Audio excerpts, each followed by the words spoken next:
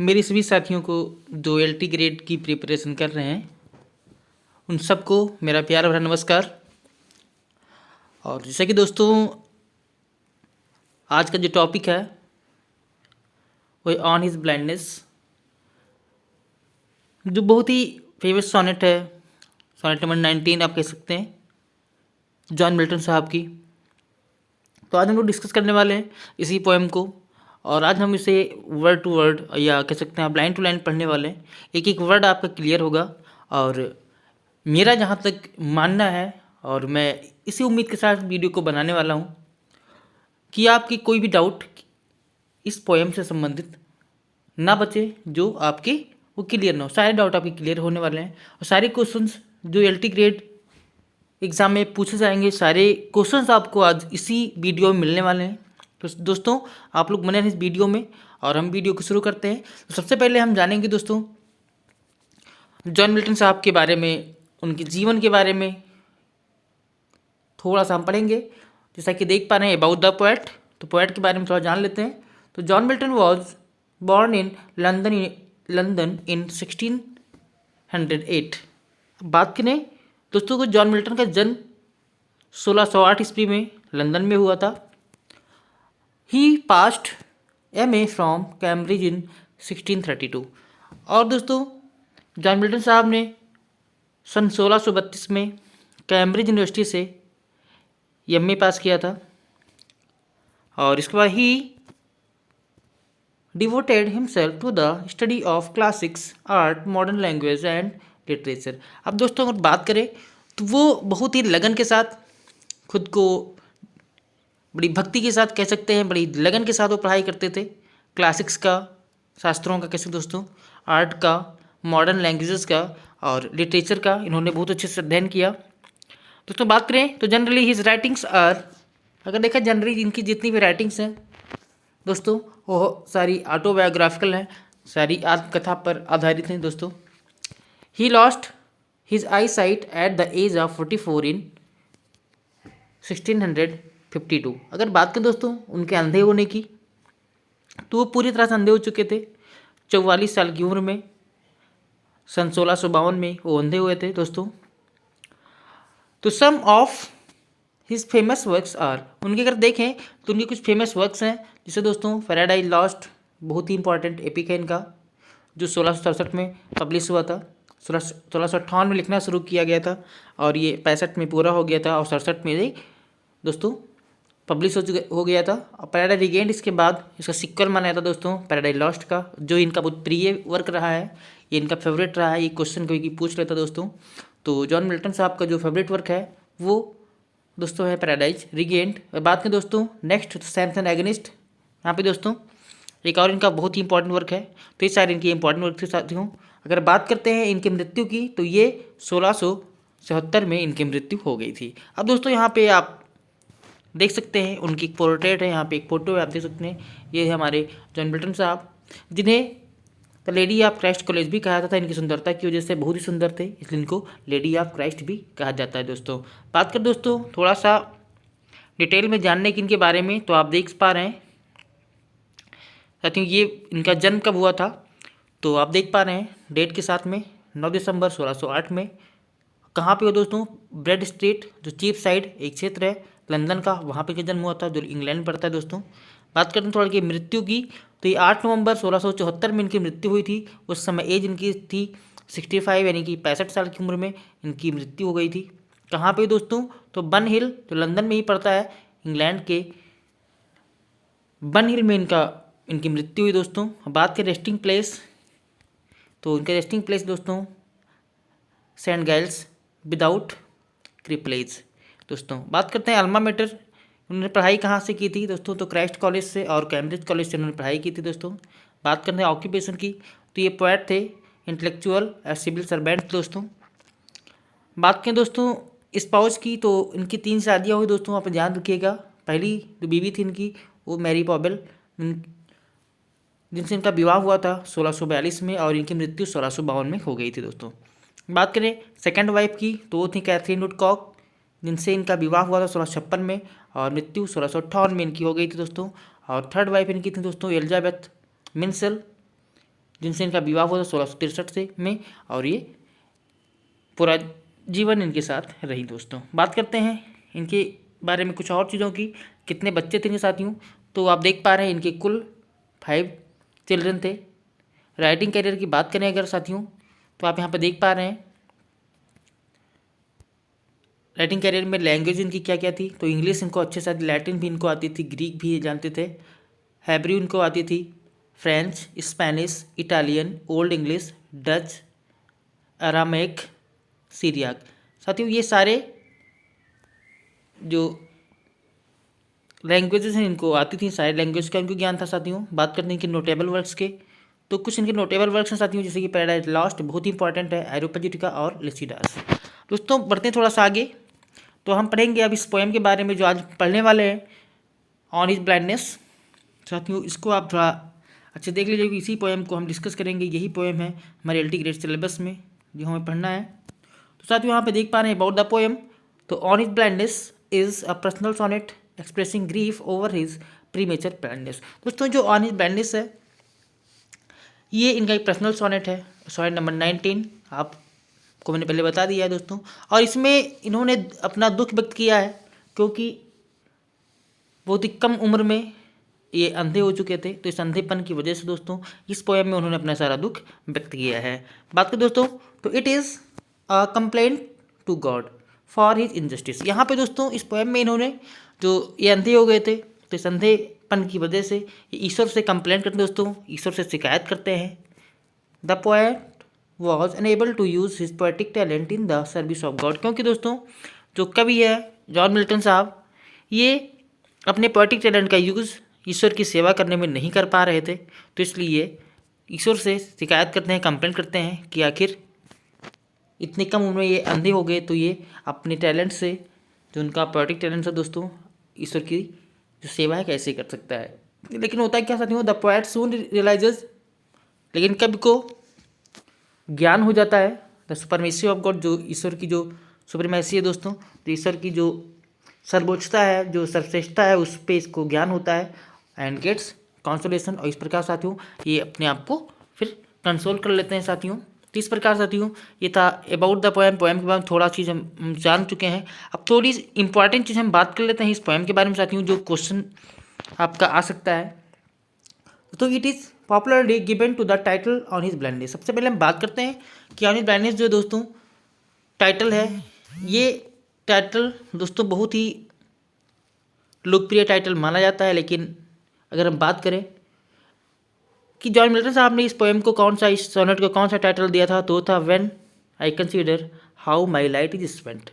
साथियों ये इनका टाइटल था जो इसे जॉन मिल्टन साहब ने दिया था। लेकिन क्या होता है साथियों, but there is no evidence that Milton used this title. लेकिन दोस्तों जो ऑन हिज ब्लाइंडनेस है, इस टाइटल के बारे में ये कोई भी एविडेंस नहीं मिलता है कि ये टाइटल मिल्टन साहब ने खुद यूज़ किया था। तो साथियों आपको बताना है कि ये जो टाइटल किसने यूज़ किया था, हम तो इसे बता ही रहे आपको साथियों।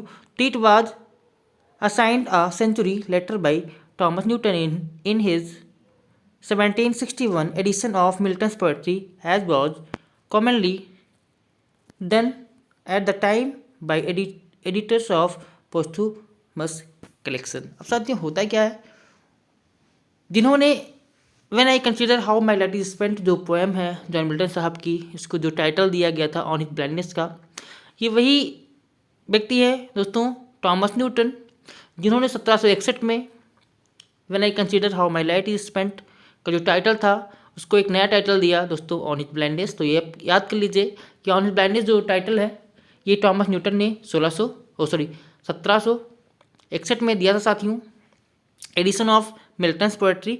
और मिल्टन की जो पोएट्री साथियों, जब उनकी मृत्यु हो जाती है, पोस्ट्यूमस का मतलब होता है साथियों कि जब किसी भी ऑथर या पोएट की मृत्यु होती है, तो मृत्यु के बाद जितने भी वर्क पब्लिश होते हैं उसको पोस्ट्यूमसली हम बोलते हैं साथियों। तो जिनकी मृत्यु के बाद जब इस पोएम को पब्लिश किया गया थॉमस न्यूटन के द्वारा साथियों, तो उन्होंने इस एडिशन में जो मिल्टन की पोएट्री थी, इस एडिशन में जो ये पोएम थी when I consider how my life is spent, इसको नाम दिया ऑन हिज ब्लाइंडनेस साथियों। तो ये आप याद कर लीजिए कि जो ऑन हिज ब्लाइंडनेस है ये सब टाइटल है when I consider how my life is spent का, और ये टॉमस न्यूटन ने 1761 में दिया था साथियों। बात करते हैं इस पोएम की, तो इस पोएम को हम पढ़ेंगे, आपको हम एक एक वर्ड आज समझाने हो दोस्तों, एक एक वर्ड को हम देखते हुए चलेंगे। सबसे पहले हम बात करते हैं इस पोएम के जो रियल मीनिंग है साथियों, जो इसकी मीनिंग जो आप देख पा रहे हैं। तो यहाँ पे आप देख पा रहे हैं साथियों कि व्हेन आई कंसीडर, कभी कहता है कि जब मैं विचार करता हूँ, जब मैं सोचता हूँ, how my light is spent, कि मेरी जो लाइट है, मेरी जो आई साइट है, मेरा जो आँखों की जो ज्योति है वो कैसे चली गई साथियों, यानी कि मैं कैसे अंधा हो गया। साथियों कभी कहता है, बहुत दुखी होता है अपने अंधेपन की वजह से, और यहाँ पर वो अपना दुख व्यक्त करते हुए कहता है कि जब मैं विचार करता हूँ कि मेरी जो आईसाइट है, मेरी जो देखने की शक्ति है वो कैसे चली गई, और कब साथियों, अरे हाफ माई डेज कह रहा है, अरे मतलब बिफोर हाफ माई डेज कहने का मतलब साथियों कह रहा है कि मेरी उम्र जो है बहुत ही कम उम्र में, आधी उम्र में ही मेरी जो आईसाइट है, मेरी जो देखने की जो शक्ति है वो कैसे चली गई साथियों, वो भी कहाँ, in this dark world and wide, वो भी इतने अंधकार में और विस्तृत संसार में। साथियों बात करता है, कभी कहता है कि जब मैं विचार करता हूँ कि इस अंधकार में और इतने विशाल संसार में मेरी आधी उम्र में ही, मेरी आधी आयु में ही मेरी जो लाइट है, मेरी जो आईसाइट है, या मेरी जो देखने की शक्ति है वो कैसे चली गई, जब मैं विचार करता हूँ साथियों, तो कभी कहता है कि मैं बहुत दुखी हो जाता हूँ। और साथियों फिर बात करता है कि एंड दैट वन टैलेंट, और फिर कहता है साथियों, मैं विचार करता हूँ कि मेरे पास जो एक टैलेंट है, वन टैलेंट है साथियों। हम यहाँ पे टैलेंट के बारे में थोड़ा बताना चाहते हैं कि टैलेंट साथियों यहाँ पे है, तो टैलेंट यहाँ पे हम बात करते हैं यहाँ साथियों।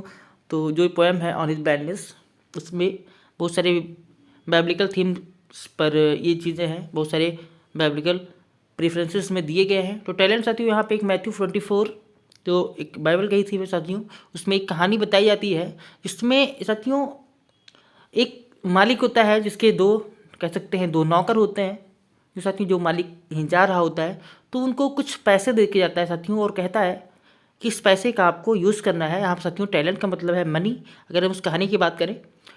तो एक जो साथियों नौकर होता है, अटेंडेंस होता है, वो क्या करता है कि उस पैसे का यूज़ करता है और उस पैसे से और ज़्यादा धन कमाता है। लेकिन साथियों जो दूसरा होता है वो उस मनी को क्या करता है कि गड्ढा बनाता है और उसमें उसको गाड़ देता है। लेकिन साथियों और जब उसका मालिक वापस आता है तो पूछता है, तो जो पहला नौकर होता है वो बताता है कि मैंने उस धन का यूज़ किया और उससे बहुत सारा पैसा और कमाया, तो वो खुश होता है जिसका मालिक होता है। लेकिन साथियों जो दूसरा नौकर होता है, वो जब नौकर मालिक आता है तो जहाँ भी उसको गाड़ देता है वहाँ से खोद के लाता है और अपने मालिक को देता है, तो मालिक उसको सजा देता है। साथियों यहाँ पे जो मिल्टन साहब हैं वो विचार करते हैं कि एंड दैट वन टैलेंट, और मेरे पास जो टैलेंट है कहीं उसी कहानी की तरह है, मैथ्यू 24 में जो बताई जाती है जिसके मालिक ने उसको सजा दी थी। तो कह रहा है कि दैट वन टैलेंट, जो मेरे पास एक टैलेंट है, which is death to hide, जो मेरे मरने के बाद ही हाइड होगा। साथियों जो मेरे मरने की मृत्यु के बाद ही जो खत्म होने वाला है, मेरे पास जो टैलेंट है और मैं इस टैलेंट का यूज़ नहीं कर रहा हूँ।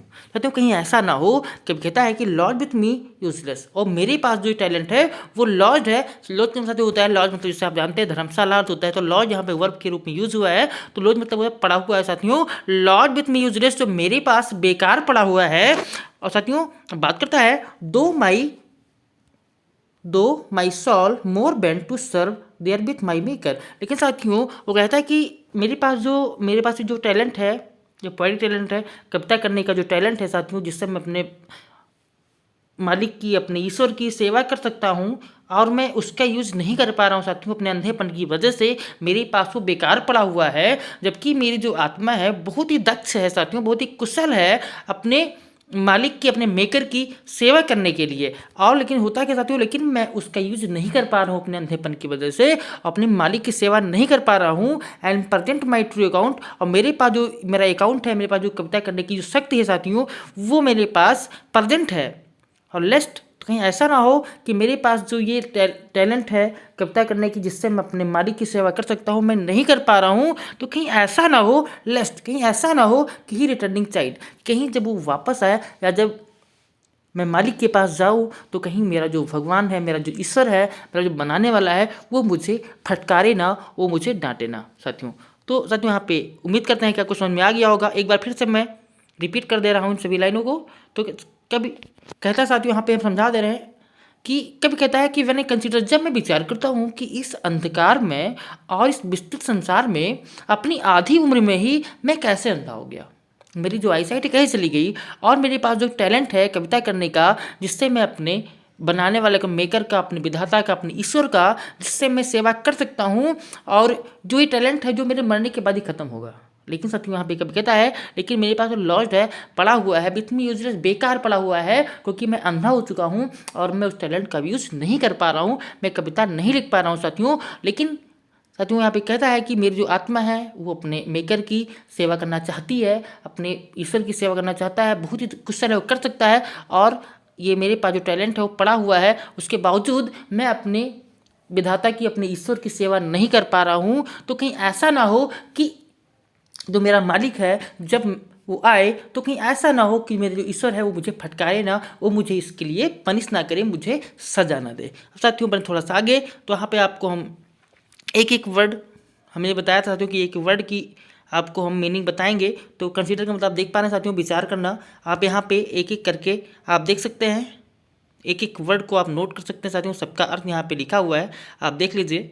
और इससे क्या होगा साथियों कि आप खुद इस पोएम को अच्छे से समझ पाएंगे और इसकी मीनिंग अच्छे से आप निकाल पाएंगे। साथियों बात करते हैं नेक्स्ट स्टैंजा की, तो इसमें बात होती है साथियों, फिर कहता है death God exact day labour light the night. और साथियों कहता है कि मेरे पास जो टैलेंट है वहाँ पे बात होगी, मैं उसका यूज़ नहीं कर पा रहा हूँ, तो कहीं ऐसा ना हो कि जब मैं ईश्वर के पास जाऊँ तो मेरा जो मालिक है मुझे फटकारे ना, मुझे डांटे ना। लेकिन फिर साथियों यहाँ पे ईश्वर से एक शिकायत करता है कि doth God exact deliver light the night. Doth मतलब साथियों डज, कहता है क्या ईश्वर उम्मीद करता है एक लाइट नाइट, एक अंधे व्यक्ति से कोई भी कार्य करने के लिए। कहेंगे तो साथियों यहाँ पे है कि ईश्वर से वो शिकायत करता है कि क्या ईश्वर किसी अंधे व्यक्ति से अपनी सेवा करने की उम्मीद रख सकता है। लेकिन साथियों होता क्या है, आई फाइनली आस्क, मैं ये शिकायत करता हूँ। साथियों यहाँ पे जॉन मिल्टन साहब कहते हैं मैं ईश्वर से शिकायत करता हूँ कि क्या ईश्वर एक अंधे व्यक्ति से कोई भी कार्य करने की उम्मीद करता है, कोई उम्मीद कर सकता है। लेकिन साथियों होता क्या है, बट पेशेंस टू प्रिवेंट। लेकिन साथियों कहता है कि लेकिन मेरा जो पेशेंस होता है वो मुझे रोकता है। साथियों बात करते हैं पेशेंस रोकता है, तो पेशेंस यहाँ पे बात होती है धैर्य की। साथियों यहाँ पे पेशेंस को अगर हम बात, यहाँ पे कोई अलंकार है, कौन सा यहाँ पे फिगर ऑफ स्पीच यूज हुई है, तो पेशेंस को यहाँ पे साथियों हम यूज़ कर रहे हैं पर्सनिफिकेशन के रूप में। तो यहाँ पे अगर कोई पूछ लेता है, कोई कुछ सुनाता है कि ये लाइन मिलती है, but patience to prevent that murmur soon replies God doth not need other man's work or his own gift. अब साथ यहाँ पे बात करते हैं कि अगर ये क्वेश्चन आपको मिलता है कि but patience to prevent that murmur, इसमें कौन सा अलंकार है साथियों, तो बता दें यहाँ पे कि यहाँ पर्सनिफिकेशन का यूज़ किया जा रहा है। तो साथियों क्या होता है कि कब कहता है कि जब मैं ईश्वर शिकायत करता हूँ ईश्वर से कि क्या वो एक अंधे व्यक्ति से कोई भी कार्य करने की आशा कर सकता है, तभी होता है क्या साथियों कि मेरा जो पेशेंस है, मेरा धैर्य है, मेरी जो आत्मा है वो मुझे रोकता है।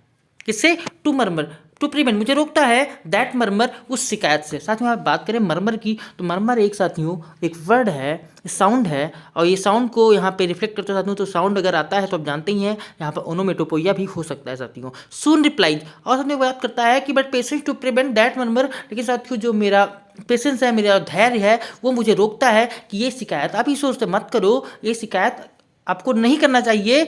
और सुन रिप्लाइज, और बहुत जल्द ही वो मुझे जवाब भी देता है। क्या जवाब देता साथियों कि गॉड डथ नॉट नीड, ईश्वर को कोई ज़रूरत नहीं है किसका साथियों, अदर मैन्स वर्क, मनुष्य के किसी भी कार्य की ईश्वर को ना तो ज़रूरत है और ना मनुष्य के किसी गिफ्ट की ईश्वर को ज़रूरत है। साथियों यहाँ पे जो जॉन मिल्टन साहब कहते हैं मेरी जो कॉन्शियंस है, मेरा जो अंतरात्मा है, वो मुझे जवाब देता है कि आपको ईश्वर से शिकायत नहीं करनी चाहिए, क्योंकि ईश्वर जो है साथियों, ईश्वर को मनुष्य के ना तो किसी वर्क की ज़रूरत है और ना मनुष्य के किसी गिफ्ट की ज़रूरत है। साथियों बात करते हैं आगे, साथियों यहाँ पे कहता है उसका जो who best bear his mild yoke. यहाँ पे साथियों बात करता है कि वो व्यक्ति जो योग का मतलब साथियों यहाँ पे है डिफिकल्टी। साथियों यहाँ बात करता है कि वो व्यक्ति जो अपनी कठिनाइयों को क्या करता है साथियों, बहुत अच्छे से झेलता है, जो भी ईश्वर उसको कठिनाई देता है, जो भी उसके जीवन में दुख होते हैं, जो उसको बहुत ही अच्छे से सहन करने में सक्षम होता है, जो अपनी कठिनाइयों को झेल लेता है साथियों, दे सर्व हिम बेस्ट, वो भी अपने ईश्वर की बहुत अच्छे से सेवा करता है। साथियों कहने का मतलब क्या है कि उसका जो आत्मा है साथियों, कभी को ये रियलाइज होता है कि वो व्यक्ति जो ईश्वर के द्वारा दिए गए जो डिफिकल्टी है, जो इसके जीवन डिफिकल्टी है, जो भी कठिनाइयाँ हैं, जिस कठिनाइयों को हंसते हुए झेलता है, हंसते हुए सहन कर लेता है और ईश्वर में विश्वास रखता है साथियों, वो भी उस ईश्वर की सबसे अच्छी सेवा करता है। ये ईश्वर की जो अंतरात्मा है साथियों, ईश्वर के जो अंतःकरण है, वो उसको जवाब देते हैं साथियों। अब यहाँ पे आप एक वर्ड की आप इस पहले एक मीनिंग देख सकते हैं साथियों, आप देख लीजिए, यहाँ पे देख सकते हैं साथियों। साथियों हम बढ़ते हैं थोड़ा सा आगे, आप इसको नोट कर लीजिएगा। तो इसके बाद जो नेक्स्ट जिस टाइम साथियों हमारी बात होती है कि उसका जो पेशेंस है, कवि का जो अंतरात्मा, वो भी जवाब देते हैं, समझाता है कि ही स्टेट, कि ईश्वर की जो स्टेट है, स्टेट मतलब साथियों यहाँ पे पोजीशन से मतलब है, कंडीशन बता सकते हैं कि ईश्वर की जो कंडीशन है, जो स्टेट है, जो स्थिति है साथियों, इसके लिए वो ईश्वर के समान है साथियों। उसका जो पेशेंस है, कवि का जो कॉन्शियस है, जो अंतःकरण है, जॉन मिल्टन साहब को उसे जवाब देता है कि ईश्वर को आपके किसी भी कार्य की कोई ज़रूरत नहीं है, ना तो आपकी किसी गिफ्ट की कोई ज़रूरत है। क्यों साथियों? क्योंकि जो ईश्वर की जो स्थिति है वो एक राजा के समान है साथियों। Thousands at his biding speed. अब साथियों बात होती है कि थाउजेंड्स किसके लिए हुआ है, तो थाउजेंड्स यहाँ पे एंजल्स के लिए हुआ है साथियों, कि हजारों देवदूत एट हिज बाइडिंग स्पीड, उसके एक आदेश पर साथियों, उसके एक आदेश पर क्या करते हैं, biding speed and post over land and ocean without rest. साथियों यहाँ पे समझाता है उसका अंतःकरण, कभी कोई रियलाइज होता है कि ईश्वर की जो स्थिति है वो एक राजा के समान है और उसके एक आदेश पर हजारों देवदूत ओवरलैंड, साथियों बात हो रही कि पूरे पृथ्वी पर एंड ओशियन और महासागरों में बिना आराम किए कार्य करते रहते हैं। तो उसको तुम जैसे तुच्छ प्राणी की, तुम जैसे मनुष्य के कार्यों की क्या आवश्यकता है साथियों। ये कवि का अंतःकरण उसको समझाता है साथियों, कभी को ये रियलाइज होता है और साथियों बताता है कि they also serve who only stand and wait. साथियों यहाँ पे कभी कोई रियलाइज होता है कि वे लोग भी ईश्वर की सबसे अच्छी सेवा करते हैं जो केवल ईश्वर में विश्वास रखते हैं, स्टैंड होते हैं, खड़े रहते हैं, हर परिस्थिति में अपने आप को खड़े रखते हैं, अपने आप को डगमगाने नहीं देते साथियों, ईश्वर में पूरा विश्वास रखते हैं और अपने अच्छे गोल्डन टाइम की प्रतीक्षा करते हैं साथियों, वेट करते हैं। अच्छे दिनों का जो दुख है, उस दुखों को सहते हुए अपने अच्छे दिनों की जो प्रतीक्षा करते हैं, ईश्वर में विश्वास करते हुए, वो भी ईश्वर की सबसे अच्छी सेवा करते हैं साथियों। तो इस प्रकार से साथियों उम्मीद करते हैं कि आपको ये पोएम समझ में आई होगी। और साथियों यहाँ पे हम फिर आपको इस स्टेंजा के भी एक एक वर्ड को दिखा दे रहे हैं साथियों। स्टेट का मतलब आप देख पाए साथियों, स्थिति, किंगली का मतलब साथियों राजा जैसी, राजा के समान, थाउजेंड्स का मतलब साथियों अनेकों साथियों। अब बिडिंग के साथ में बात करते हैं आज्ञा, स्पीड मतलब साथियों होता है दौड़ना, पोस्ट मतलब होता है साथियों यात्रा करना, ओवर लैंड एंड ओशियन साथियों यहाँ पे हमने बताया था कि कार्य करते रहते हैं बहुत सारे देवदूत, हजारों देवदूत उसके एक आदेश पर लैंड पर, पृथ्वी पर और महासागरों में दौड़ते रहते हैं, कार्य करते रहते हैं। तो उसको मनुष्य के जैसे तुच्छ प्राणी के कार्यों की या गिफ्ट की क्या हो सकता है साथियों। तो इस प्रकार साथियों आप पोएम को समझ सकते हैं, एक एक वर्ड को आप खुद देख सकते हैं साथियों। साथियों हम पढ़ते हैं थोड़ा सा आगे, तो आपको कुछ इंपॉर्टेंट फैक्ट्स आपको हम बता दे रहे हैं इस पोएम्स के बारे में साथियों। तो ये पोएम जो साथियों इसकी जो इन राइम है साथियों आप देख पा रहे हैं, तो in rhyme is use to make the stanza melodious. इसमें जो साथियों आपने देखा कि पोएम को जो आप पढ़ते हैं, इस सोनेट को जो आप पढ़ते हैं, तो ये बहुत मेलोडियस सोनेट आपको लगती है साथियों, क्योंकि इसकी जो राइम स्कीम है, जो इंड स्कीम है साथियों, राइम है वो बहुत अच्छी है, आप साथियों देख पा रहे हैं। Poet has used in rhyme, poet has used in rhyme in it such as wide height. साथियों आपने देखा एक वर्ड में, एक लाइन में वाइड मिलता है, हाइट मिलता है, तो इससे क्या होता है कि हमारी जो पोएम होती है, सोनेट होती है, थोड़ा मेलोडियस बन जाती है। जब बेंट के लिए साथियों बात करें तो प्रेजेंट है और बेस्ट के लिए साथियों रेस्ट है। साथियों इसे देख सकते हैं, खुद आप राइम स्कीम निकाल सकते हैं। राइम स्कीम का मतलब साथियों होता है, राइमिंग वर्ड का मतलब साथियों होता है कि जो लास्ट लाइन की जो लास्ट वर्ड होता है उसका जो लय है साथियों, वो किस वर्ड से मैच करता है, उनको कहा साथियों राइम स्कीम या राइमिंग वर्ड्स।